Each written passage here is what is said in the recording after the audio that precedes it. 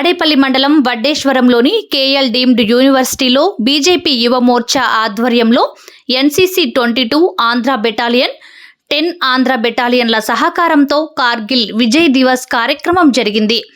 ఈ కార్యక్రమానికి ముఖ్య అతిథిగా రాష్ట్ర వైద్య ఆరోగ్య శాఖ మంత్రి సత్యకుమార్ యాదవ్ హాజరయ్యారు. ఈ కార్యక్రమంలో KLU registrar doctor K Subbarao, KL varsity vice chancellor doctor G Parthasarathi Varma, professor వీసీలు doctor AVS Prasad, doctor N Venkatram, doctor K Rajasekhararao, registrar doctor K Subbarao, విద్యార్థి సంక్షేమ విభాగ dean doctor KRS Prasad, faculty dean doctor Vemuri Srikanth, NCC ఆఫీసర్లు lieutenant V Mounika, lieutenant Pavani, BJP జాతీయ కార్యవర్గ సభ్యులు రోహన్ సైదులు, రాష్ట్ర యువమోర్చా అధ్యక్షులు మిట్టా వంశీ, గుంటూరు జిల్లా ఇన్ఛార్జ్ రామకృష్ణారెడ్డి, ప్రొఫెసర్ సుధాకర్ రాజు తదితరులు పాల్గొన్నారు. First of all, I should seek apologies for being late. Assembly is in session. Today, Honorable Chief Minister presented a white paper on financial health of the state. No, rather it is a financial situation. Ever since I took over as a health minister, I started inserting the health everywhere. So, ఆర్థిక పరిస్థితి గురించి ఒక శ్వేతపత్రాన్ని వారు విడుదల చేయడం జరిగింది. The total debt on the state is 9.75 lakh crores. I don't want to scare you guys. The per capita debt is 1.46 lakhs. If you take a family size into 4, there is a debt of how much? 4 లక్షలు plus ఇది ఒక 45,80,80,000 ఒక్కొక్క కుటుంబం మీద అప్పు ఉంది. మీ అందరి మీద కూడా అప్పు ఉంది. ఒక్కొక్కరి మీద మీకు తెలియకుండానే 1,46,000 అప్పు ఉంది. భయపడుతున్నారా? At the same time the per capita income has come down from 13.5% to 9%. ఇది ఇవాళ దాని మీద శ్వేతపత్రం ఒకటి ఉండింది, దాంట్లో ఆలస్యమైంది. అందుకని ముందుగా మీ అందరికీ క్షమాపణలు కోరుతున్నా ఆలస్యంగా వచ్చినందుకు. ఎందుకంటే సమయపాలన పాలించిన వాడు ఇంకొకరికి నీతి సూత్రాలు చెప్తే బాగుండదు కదా, అవునా కదా? ఏ చెప్పట్లేదు, మనసులో అనుకుంటున్నారే మిత్రులారా. రెండో విషయం, నేను వచ్చినప్పుడు ఒక ఏవీ చూశాను, ఏదేదో చెప్పారు. నేను చాలా సామాన్యుని, మీలాంటి అసలు ఇటువంటి లగ్జరీ కూడా లేదు. ఇటువంటి కేఎల్యూ లాంటి ప్రతిష్టాత్మకమైన విద్యా సంస్థలు చదివే లగ్జరీ కూడా నాకు లేదు. వీధి బడిలో చదివాను, మున్సిపల్ స్కూల్లో చదివాను. మా నాన్న ఒక లారీ డ్రైవర్గా.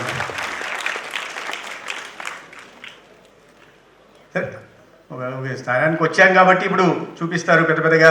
ఎందుకంటే గతం తెలియదు దీంట్లో. ఎక్కడ చదివాం, ఏం చదివాం, ఎలా చదువుతున్న సమయంలో ఎటువంటి కష్టాలు పడ్డాం, ఏ రకంగా పస్తులు ఉన్నాం, ఫీజు కట్టడానికి ఎంత ఇబ్బందులు పడ్డాం, ఆ విషయాలు కూడా కాస్త చెప్తే బాగుండేది. ఎందుకంటే ఇప్పుడు తరానికి తెలియాల్సిన అవసరం కూడా ఉంది. మీ తల్లిదండ్రులు ఎంత కష్టపడి ఎన్ని త్యాగాలు చేసి, ఇవాళ మీరు చాలామంది గ్రామీణ నేపథ్యం నుంచి వచ్చి ఉంటారు, రూరల్ బ్యాక్గ్రౌండ్తో. ఇవాళ మిమ్మల్ని ఇటువంటి సంస్థలో చదివిస్తున్నారంటే మీ తల్లిదండ్రుల పట్ల, సమాజం పట్ల ఇటువంటి విద్యా వ్యవస్థను నెలకొల్పి ఇటువంటి వసతులతో చదువు బోధిస్తున్న అధ్యాపకులకు కూడా మీరందరూ రుణపడి ఉండాలని చెప్పడానికి నేను ఈ ప్రయత్నం చేస్తున్నాను. మిత్రులారా, ఇక సబ్జెక్ట్ ఇవాళ కార్గిల్ విజయ్ దివస్. సోదరుడు వంశీకృష్ణ గారు చెప్తున్నారు, మీరు 1999కి ముందు పుట్టిన వాళ్ళు ఎవరంటే ఈ ముందు వరుసలో కూర్చున్న కొంతమంది, నాలాంటి వాళ్ళు కొంతమంది మాత్రమే చేతులు ఎత్తారు. ఎందుకంటే కార్గిల్ అంటే ఏంటి, కార్గిల్ విజయ్ దివస్ ఏంటి మీలో చాలామందికి తెలియదు. చాలామందికి 90% తెలిసి ఉండదు. తెలుసుకోవాలని జిజ్ఞాస కూడా మీకు ఎక్కువగా ఉండదు. గెలిచాం, యుద్ధంలో గెలిచాం పాకిస్తాన్. ఏముంది కార్గిల్ విజయ్ దివస్? సింపుల్గా పాకిస్తాన్తో యుద్ధంలో గెలిచాం. 527 మంది, సోదరుడు చెప్తున్నారు సైకిల్ గారు, 527 మంది ప్రాణత్యాగం చేశారని. అంతే. ఇప్పుడు చెప్పండి, కార్గిల్ విజయ్ సమ్వన్ సెలబ్రేట్ ఏం చేయాలి? సెలబ్రేట్ చేయాలనా లేకపోతే సంతాపం తెలపాలనా? అది విజయాన్ని ఆస్వాదించాలి, సంబరాలు చేసుకోవాలి. కానీ అదే సమయంలో 527 మంది సైనికులు మనందరి లాంటి వాళ్ళే, వాళ్ళకు కుటుంబాలు ఉన్నాయి, వాళ్ళకు బిడ్డలు ఉన్నారు, వాళ్ళకి తల్లిదండ్రులు ఉన్నారు, వారికి ఒక ఇల్లు ఉంది, వారికి ఒక వాకిలు ఉంది, ఒక వీధి ఉంది, ఒక ఊరు ఉంది. వాటిని అన్నిటిని వదిలేసి మన అందరి కోసం ఎక్కడో -30 డిగ్రీ సెంటిగ్రేడ్లో మంచు కురుస్తుంటే, ఆ మంచులో కూరుకుపోతూ ఉంటే, రక్తం గట్టకపోతూ ఉంటే, ఆ సరిహద్దుల్లో ఉంటూ దేశాన్ని రక్షించాలా, దేశంలో 140 కోట్ల మంది భారతీయులు నా సోదరులు ఉన్నారు, వాళ్ళని రక్షించాలని వాళ్ళు మన కోసం ప్రాణత్యాగం చేశారే, దానికోసం మనం సంతాపం జరపాలి. మనం సార్వభౌమత్వాన్ని కాపాడుకోవడానికి, మన సమగ్రతను కాపాడడానికి ఏ రకంగా ఎవడైతే మన శత్రు దేశం నుంచి మన వైపు కన్నెత్తి చూస్తే వాడిని యుద్ధంలో జయించిన దానికి సంబరాలు చేసుకుంటూనే మన కోసం ప్రాణం త్యాగం చేసిన వాళ్ళని నివాళులు అర్పించుకుంటూ, వాళ్ళని స్మరించుకుంటూ, వాళ్ళ త్యాగాల్ని గుర్తు చేసుకుంటూ, ఆ త్యాగాల్ని భావి తరాలకు తెలియజేయడం కోసం మనం ప్రయత్నం చేయాలి. అందుకనే ఇన్ని సంవత్సరాల తర్వాత ఎప్పుడో 25 ఇయర్స్ బ్యాక్ జరిగిన దాని గురించి ఈరోజు మళ్ళీ ఈ భారతీయ జనతా పార్టీ యువ మోర్చా వాళ్ళు మీటింగులు పెట్టి మమ్మల్ని అన్ని బలవంతంగా కూర్చోబెట్టి మాతో భారత్ మాతాకి జై అని చెప్పి ఆ సత్యకుమార్ వస్తున్న ఏవి వేసి బలవంతంగా చూపించి లేచి నిలబడి అని మీకు అనిపిస్తుంది కదా.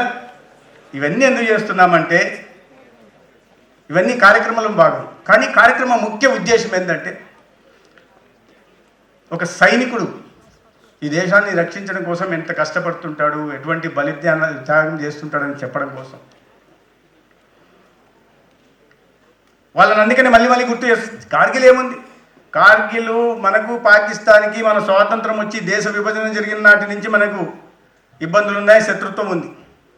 ఆనాడు 10 లక్షల మంది దేశ విభజన జరిగినప్పుడు 10 లక్షల మందిని చంపేశారు. తర్వాత 1971లో ఈస్ట్ పాకిస్తాన్ యుద్ధం వచ్చినప్పుడు, బంగ్లాదేశ్ యుద్ధం వచ్చినప్పుడు 30 లక్షల మంది మన దేశస్తులు చనిపోయారు. ఆనాడు పాకిస్తాన్ నుంచి ఈస్ట్ పాకిస్తాన్ వేరుబడి అది బంగ్లాదేశ్ దేశంగా మారింది. అప్పటి నుంచి కూడా మనకు పాకిస్తాన్ గొడవలు జరుగుతున్నాయి. మన దేశంలో ఉగ్రవాదాన్ని ప్రేరేపిస్తూనే ఉన్నారు, ఎక్కడికక్కడ గొడవలు పెడుతూనే ఉన్నారు, ఎక్కడెక్కడ బాంబు దాడులు చేస్తున్నారు, అమాయకుల్ని చంపుతున్నారు, లేదా ఇన్సర్జెన్సీ ద్వారా దేశంలోకి చొచ్చుకొచ్చి దొంగ దెబ్బతీసి సైనికుల్ని చంపుతున్నారు. ప్రచ్ఛన్న యుద్ధం కొనసాగుతూనే వచ్చింది. దానికి ముందు లైన్ ఆఫ్ కంట్రోల్ దగ్గర ఏది స్వాతంత్రం వచ్చినప్పుడు ఆర్టికల్ 370 పెట్టే సమయంలో మన దేశ భూభాగంలోకి చొచ్చుకొచ్చి దాని పాక్ ఆక్యుపైడ్ కాశ్మీర్ అని చెప్పి మన దేశ భూభాగాన్ని వాళ్ళ దేశంగా చూపించుకుంటూ ఇవాళ ఆ విషయాన్ని అంతర్జాతీయంగా చేసి దాని ద్వారా మన దేశంలో శాంతి నెలకొనకపోతే అభివృద్ధి జరగకుండా మన దేశం వెనకబడి ఉండేలాగా అనేక దేశాలు చేస్తున్న కుట్రలో భాగంగా, ముఖ్యంగా పాకిస్తాన్, చైనా చేస్తున్న కుట్రలో భాగంగా ఇవన్నీ జరుగుతున్నాయి. మన మధ్య ప్రచండ యుద్ధం జరుగుతూనే ఉంది, కొన్ని దశాబ్దాలుగా జరుగుతూ ఉంది. అయితే 1998లో ఇక్కడ కేంద్రంలో అటల్ బిహారీ వాజ్పేయి గారి ప్రభుత్వం వచ్చిన తర్వాత ఏ దేశమన్నా అభివృద్ధి సాధించాలా, ప్రగతి పదంలో ముందుకు వెళ్ళాలంటే కేవలం సంక్షేమము, దేశంలో అభివృద్ధి మాత్రమే కాదు, రక్షణ పరం కూడా మనం బలమైన శక్తిగా ఎదగాలి. బలవంతుడికే ఎవడైనా భయపడతాడు, బలవంతుడు ముందరే ఎవడైనా అణిగి మునిగి ఉంటాడు. నాయకుడు దేశము బలవంతుడైతే అక్కడ అభివృద్ధి కొనసాగుతుందనే ఉద్దేశంతో అన్ని పరీక్షలు చేశారు. మనం చేస్తేనే పాకిస్తాన్ కూడా చేసింది. సరే బాబు, మనకెందుకు గొడవలు, స్నేహస్తం చేద్దాం, మన దేశాన్ని రక్షించుకోవడం కోసం రక్షణ పరంగా మనం ఇంత పెద్ద నిధులు ఖర్చు పెడుతున్నాం, ఇవన్నీ దేశం కోసం చేస్తున్నాం, మనం అందరం కలిసి ఉన్నాము, కాశ్మీర్ విషయాన్ని కూడా, వివాదాన్ని కూడా సామరస్యంగా పరిష్కరించుకుందామని 1999లో అటల్ బిహారీ వాజ్పేయి లాహోర్ డిక్లరేషన్ తెచ్చింది. వివాదాన్ని పరిష్కరించుకోవాలి, కాశ్మీర్ వివాదాన్ని అని చెప్పిన తర్వాత అక్కడికి వెళ్ళి 1990 చలికాలంలో, తీవ్రమైన చలిలో ఎలా ఉంటుందంటే సియాచిన్లో కానీ బతాలిక్లో మధ్య బయోలాటరల్ రిలేషన్షిప్ దెబ్బతీసే విధంగా ఉంటుంది. కాబట్టి ఆనాడు యుద్ధం మొదలైంది. 2 లక్షల మంది సైనికులు దించి ఆనాడు పాకిస్తాన్ని మళ్ళీ తరిమేసే దిశగా ప్రయత్నాలు చేశారు. మొత్తానికి యుద్ధం అయిపోయింది. ఇదే జూలై 26వ తేదీ కార్గిల్లో మనం గెలిచాం. అయితే ఎందుకు పాకిస్తాన్ ఈ దుశ్చర్యకు పాల్పడిందంటే ప్రధానంగా కొన్ని కారణాలు ఉన్నాయి. కాశ్మీర్ సమస్య పరిష్కారం కావడం వాళ్ళకి ఎప్పుడు ఇష్టం లేదు. 2 దేశాలు శాంతియుతంగా ఉండడం పాకిస్తాన్కి ఇష్టం లేదు. ఎందుకంటే అటువంటి పరిస్థితులే వస్తే ఈ దేశంలో మేధో సంపత్తి కలిగిన యువకులు ఉన్నారు, చదువుకున్న మేధావులు ఉన్నారు. ఈ దేశం పాకిస్తాన్ కన్నా చాలా ముందుకెళ్తుంది. కాబట్టి ఈ దేశంలో శాంతి నెలకొనే పరిస్థితులు కల్పించకూడదని ఒక దుర్బుద్ధితో ఆనాడు అక్కడికి రావడం జరిగింది సియాచిన్. రెండోది ఏంటంటే సియాచిన్ గ్లేషియర్లో ఉంటే అటువైపు లడాఖ్ని కాశ్మీర్ నుంచి వేరు చేయాలని ప్రయత్నం ఒకటి. మూడోది ఇది సమస్యని మళ్ళీ అంతర్జాతీయం చేయడం కోసం అంతర్జాతీయ చేసి మిగతా దేశాలు కూడా జోక్యం చేసుకునేలాగా చేసి మన దేశ ప్రతిష్టని కొద్దిగా తగ్గించే ప్రయత్నం చేశారు. అన్నిటికీ విక్రమ్ బాత్రా, కెప్టెన్ విక్రమ్ బాత్రా, ఆయనని లైన్ ఆఫ్ కార్గిల్ అంటారు. 24 సంవత్సరాల వయసు. ఆ వయసులో అతను యుద్ధానికి పోతూ చెప్తాడు, తీవ్రమైన జ్వరం ఉంటుంది అతనికి. ఆ జ్వరం ఉన్న సందర్భంలో కూడా మామూలుగా అయితే అంత చలిలో యుద్ధానికి పోవడానికి ఎవరు సిద్ధపడ్డు. అయినప్పటికీ కూడా యుద్ధానికి వెళ్తూ అతను ఒక మాట చెప్పి వెళ్తాడు, నేను యుద్ధం తర్వాత నా జాతీయ 3 రంగుల జాతీయ పతాకాన్ని నా భుజాల మీద మోసుకొని వస్తాను, లేదా నేనే ఆ పతాకంలో చుట్టబడి ఇంటికి వస్తాను, కానీ వెన్ను చూపి రాను అని చెప్తాడు. ఆ ధైర్యాన్ని, ఆ పరాక్రమాన్ని, ఆ శౌర్యాన్ని ఒకసారి మనం అర్థం చేసుకోవాలి. వాళ్ళ ధైర్యం నిరుపమానం, నిజంగా వాళ్ళ త్యాగం అజరామరం. అటువంటి త్యాగతనుల గురించి మనం గుర్తు చేసుకోవడం కోసం 19 ఏళ్ల యోగేంద్ర సింగ్ యాదవ్ అని ఒక సుబేదార్, 19 ఏళ్ల వయసు. అతను ఇదే విధంగా 15 బుల్లెట్లు అతను ఒంటిలోకి దిగుతాయి. సినిమాల్లో మనం చూస్తుంటాం, హీరో ఎన్ని బుల్లెట్లు దిగినా వెళ్తూనే ఉంటాడు. మీరు ఇంకా మరి బాలయ్య గారు అయితే బుల్లెట్ కాపేస్తుంటారు. నేను దాంట్లో పోదలుచుకోలే. 15 బుల్లెట్లు దిగితే కూడా నలుగురిని, శత్రు దేశానికి సంబంధించిన నలుగురిని హతమార్చి ఆ 19 ఏళ్ల యోగేంద్ర సింగ్ యాదవ్ ఈ దేశం కోసం అసూలు బాపుతాడు, ప్రాణాలు పోగొట్టుకుంటాడు. అతనికి కుటుంబం ఉంది, అతనికి అన్న, తమ్ముడు, అక్క, చెల్లి, అమ్మ, నాన్న, అవ్వ, తాత అందరూ ఉన్నారు.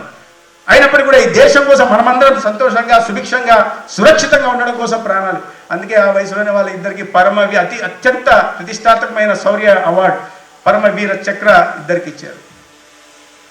లెఫ్టినెంట్ సౌరభ్ వాళ్ళ మదర్ అంటుంది, నా కొడుకు చనిపోయాడని నేను ఏడిస్తే ఏ దేశం కోసం, ఏ ప్రజల్ని కాపాడడం కోసం ప్రాణత్యాగం చేశాడో ఆ త్యాగాన్ని అవమానించినట్టు అవుతున్నాను.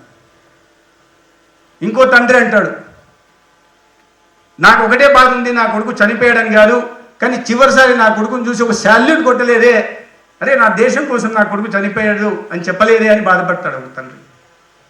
షేక్ మహమ్మద్ అలీ అని గుంటూరు నుంచి ఒక సైనికుడు, మీ జిల్లా నుంచి, అతను చనిపోయాడు. వాళ్ళ నాన్న అంటాడు, అల్లా బక్ష్.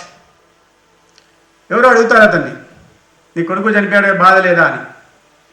నాకు బాధ లేదు, దేశం కోసం చనిపోయాడు, కావాలంటే నా ఇద్దరు కొడుకులు ఉన్నారు, వాళ్ళని కూడా పంపిస్తా అంటాడు. చూడండి సంస్కారం, ఆ సంస్కారం చూడండి, అటువంటి తల్లిదండ్రులు ఉన్నారు. అందుకనే మనం వీళ్ళని స్మరించుకోవాలి. మీరు ఈ భావి తరానికి ప్రతినిధులు, రాబోయే తరానికి మీరు వారధులు. అందుకని మీరు తెలుసుకుంటే భావితరాలకు చెప్పడానికి అవుతుంది, మీ పిల్లలకు చెప్పడానికి అవుతుంది, మీ స్నేహితులకు చెప్పడానికి అవుతుంది. అందుకనే ఇటువంటి కార్యక్రమాలు నిర్వహించడం, వారు చేసిన త్యాగాల్ని గుర్తించుకోవడం, మనం సాధించిన విజయాల్ని సంబరాలు చేసుకోవడం, దానికోసం ప్రతి ఏటా చేస్తూ ఉంటాం కార్యక్రమంలో. అందుకని విద్యార్థులు ముఖ్యంగా మీ మధ్యకు వచ్చి ఈ కార్యక్రమం చేయడానికి ప్రధాన కారణం ఏంటంటే, మిగతా వాళ్ళకి చాలామందికి తెలిసి ఉంటుంది, మీరు ఆ జనరేషన్ తర్వాత జనరేషన్ వాళ్ళు, ఆనాడు దేశంలో ఉంటున్న విషయాలు మీకు తెలియదు, ఆనాడు ఎటువంటి పరిస్థితులు నెలకొని ఉన్నాయో మీకు తెలియదు. అటల్ బిహారీ వాజ్పేయి గారు ఆనాడు అంత గట్టిగా ఉన్నారు, అణుపరీక్షలు చేశారు కాబట్టి దేశంలో మనం, ప్రపంచంలో మనం కూడా ఒక బలీయమైన శక్తిగా ఎదిగాం, అభివృద్ధికి ఆనాడే పునాదులు కూడా పడ్డాయి. దాని తర్వాత కూడా పరిస్థితులు మళ్ళీ ఆయన ప్రధానమంత్రిగా దిగిపోయిన తర్వాత మీకు చిన్నపిల్లలుగా ఉంటారు, మీకు చాలా వరకు తెలిసిండకపోవచ్చు.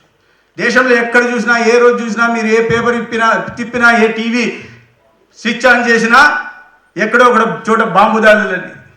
బెంగళూరులో ఇండియన్ ఇన్స్టిట్యూట్ ఆఫ్ సైన్సెస్లో బాంబు దాడులు జరిగాయి, లక్నోలో బాంబు దాడి, కలకట్టాలో బాంబు దాడి, వారణాసిలో బాంబు దాడి, ఏ పట్టణంలో చూసినా, చివరికి హైదరాబాద్లో లుంబిని పార్క్లో, గోకుల్ చాట్లో బాంబు దాడులు జరిగితే పాకిస్తాన్ ప్రేరేపిత ఉగ్రవాదులు దాడులు చేస్తుంటే 350 మంది చనిపోతారు. అటువంటి పరిస్థితులు ఉండేవి. చాలా కాలం క్రితం కాదు, 12 సంవత్సరాల క్రితం జరిగినవి. And you will be surprise to know if 4-5 people They came across the ocean, intruded into our country and took entire Bombay for ransom. 5 మంది వచ్చి మొత్తం బాంబేని చుట్టుముట్టేసి అప్పుడే 350 మందో 370 మందిని చంపేశారు. అటువంటి దుర్భాగ్యకర పరిస్థితులు ఉన్నాయి. పరిస్థితి వస్తే అట్లా కూడా చేయండి, కానీ నాలెడ్జ్ ప్రొడ్యూసర్స్ కావాలా, ఆ పొటెన్షియల్ మీ అందరిలో ఉంది. అయితే దాంట్లో కొద్దిగా చిన్న చిన్న డిసిప్లిన్లు నేర్చుకోవాల్సి ఉంది. మా లాంటి వాళ్ళని ఎగ్జాంపుల్గా తీసుకోవచ్చు. దయచేసి పొలిటీషియన్స్ని, సినిమా వాళ్ళని సెలబ్రిటీ తీసుకోండి. వాళ్ళ లైఫ్లో వాళ్ళు కూడా అందరూ కష్టపడి, చంద్రబాబు నాయుడు గారు ఉన్నారు, చాలా కష్టపడి ఆయన జీవితంలో చిన్న స్థాయి నుంచి పైకి వచ్చి వాళ్ళ ముఖ్యమంత్రిగా ఉంటున్నారు. అదేవిధంగా నరేంద్ర మోడీ గారు టీఎంఏ కుటుంబంలో పుట్టి ఇవాళ అంచెలంచెలు ఎదిగి 13 సంవత్సరాలు ముఖ్యమంత్రిగా, ఇవాళ 11 సంవత్సరాలు ప్రధానమంత్రిగా ఉంటే ఒక్కటంటే ఒక అవినీతి మచ్చ లేకుండా ఇవాళ ఇటువంటి అద్భుత ప్రజారంజకమైన పారదర్శకమైన పాలన ఈ దేశానికి అందిస్తున్నాడు. వాళ్ళ నుంచి ఇన్స్పిరేషన్ తీసుకోవాలా. కానీ ఇంతకన్నా మంచి పెద్ద పెద్ద లీడర్ అంటే leader is not mandatory in politics only. ప్రతి రంగంలో కూడా లీడర్లు ఉంటారు. కాబట్టి వాళ్ళ నుంచి కూడా ఇన్స్పిరేషన్ తీసుకోవాలా. నాకు నా మిత్రుడు చెప్తున్నాడు, ఇప్పుడే నా వంశీనే చెప్పాడు, 5 P's ప్రాక్టీస్ చేయాలంట. 5 P's. ఫస్ట్ అంటే పేరెంట్స్ని గౌరవంగా చూడడం. నెక్స్ట్ నేను గాంజా డ్రగ్స్ ఎరాడికేషన్ సబ్ కమిటీలో కూడా ఉన్నా. ఇవాళ ఎక్కడ చూసినా ఈ పరిస్థితులు ఉన్నాయి. చిన్న చిన్న పిల్లలు కూడా 7 ఏళ్ల పిల్లలు మన గాంజాకి బానిసయ్యాడు. అందుకని మనం ఎంచుకునే మిత్రుడు మంచివాడు ఉండాలి. ఒకవేళ ఆ మిత్రుడు ఎవడన్నా తప్పు చేస్తున్నాడు అయితే వాడిని సరిదిద్దే ప్రయత్నం చేయాలా, లేదా వాళ్ళ పేరెంట్స్కో లేదా పెద్దవాళ్ళకు చెప్పే ప్రయత్నం చేయాలా. వాటిని ఏదన్నా దుర్వ్యసనాలకు పాల్పడుతుంటే, బారిన పడి ఉంటే వాటిని మొక్కలోనే తెంచే ప్రయత్నం చేయాలా. దానికి మనందరి బాధ్యత ఉంటే, మన స్నేహితుడు ఎవడన్నా ఇటువంటి వ్యసనాల బారిన పడి గాంజాకో డ్రగ్స్కో బానిస అయిపోయి జీవితాన్ని నాశనం చేసుకుంటా ఉంటే అది సమాజానికి భారం. కాబట్టి వాళ్ళ ఇంట్లో వాళ్ళకి చెప్పాలా, లేదా వెంటనే మన యూనివర్సిటీకి సంబంధించిన రిజిస్ట్రార్ గారికి సంబంధిత అధికారులకు చెప్పేసి, సార్ ఇట్లా ఫలానోడు ఇట్లా పని చేస్తున్నాడు సార్ అని క్వైట్గా చెప్పాలా. మీరు అతని మీద కంప్లైంట్ చేసినట్టు కాదు, అతన్ని సంస్కరించినట్టు, ఇంకోటి దాని బారిన పడకుండా కాపాడినట్టు, అతన్ని కాపాడడం కాకుండా ఇంకో 10 మందిని కాపాడినట్టు అవుతుంది. అందుకని మంచి స్నేహితులను కలిగి ఉండడం కూడా చాలా ఇంపార్టెంట్ విషయం. తర్వాత ప్లానింగ్ అనేది ఎప్పుడు కూడా ఏదైనా లైఫ్లో ప్లాన్ చేసుకోవాలా. ఇప్పుడు ఉండాలి, ఇప్పుడు ఏమంటారు, బిందాస్గానే ఉండాలి. మీరు బిందాస్గా ఉండండి, బిందాస్గా ఉన్నట్టు కనిపించండి, కానీ భవిష్యత్తు గురించి ప్లానింగ్ పెట్టుకోండి. తర్వాత ప్రయారిటైజ్. ఏ పని ఎప్పుడు చేయాలా, ఏం కావాలా, మనం ఏం కావాలనుకుంటున్నాం, ఏం కావాలంటే ఏం చేయాలనే ప్రయారిటీస్ని మీరు నిర్మించుకొని ఐడెంటిఫై చేసుకుని ఆ ప్రయారిటీస్ని ఛేదించుకుంటూ పోవాలి. తర్వాత పార్టిసిపేటివ్ కూడా ఉండాలి. మన ఇన్ ద డైరెక్షన్, దానికోసం మీరు కూడా పార్టిసిపేటివ్ ఉండాలా. మీ భాగస్వామ్యం కూడా ఈ జాతి నిర్మాణంలో, ఈ దేశ నిర్మాణంలో ఉండాలనుకుంటూ మిమ్మల్ని మీరు సంస్కరించుకుంటూ సమాజాన్ని కూడా సంస్కరించుకోవాలా. అదేవిధంగా మన కోసం ప్రాణాలు అర్పించిన ఇట్లాంటి దేశ సైనికులని, వీరులని, పరాక్రమవంతుల్ని, శౌర్యవంతుల్ని, ధైర్యవంతుల్ని గుర్తు చేసుకుంటూ ఉండాలి. వాళ్ళని స్మరించుకుంటా మనం వాళ్ళ గురించి మాట్లాడుకుంటూ ఉండాలని తెలియజేస్తూ, ఇవాళ నేను ఫ్లైట్ కూడా ఉంది, పరిగెత్తాల్సిన పని ఉంది. ఈసారి ఇంకొక సందర్భంలో వచ్చినప్పుడు కాస్త ఎక్కువ సమయంగా. We are very much thankful, sir, Honorable Minister Y. Sati Kumar garu, and I also request Registrar sir to facilitate other guests. KL University పిల్లల కరతాళ ధ్వనులు చప్పట్లు లాగా బొబ్బట్లు లాగా ఉండాలి, చప్పట్లు లాగా కాదు. సో ఒకసారి